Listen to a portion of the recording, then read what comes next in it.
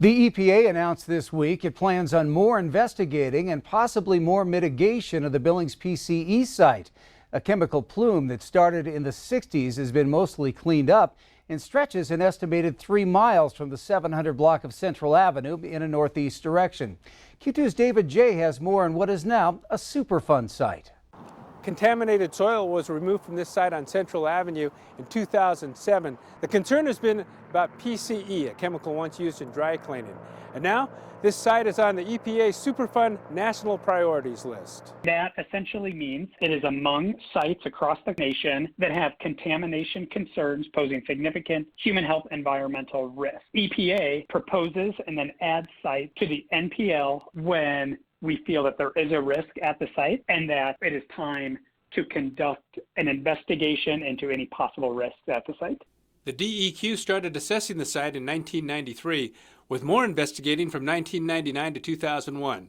In 2007, the EPA removed and disposed the contaminated soil. The EPA proposed putting the Billings PCE site on the list in 2020.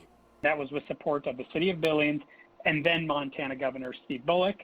Current Montana Governor Riverstone helped and the Rocky Mountain Tribal Leaders Council to gain their support for adding the site to the Superfund list. This is all done on possible contamination, possible adverse effects to human health and the environment, but at this time, EPA has no reports of adverse health effects.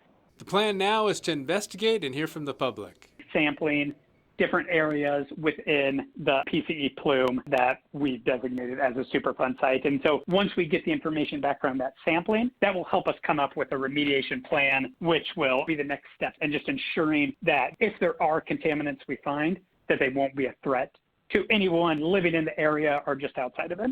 A link to the EPA and information about the Billings PCE Superfund site is in our story at ktvq.com.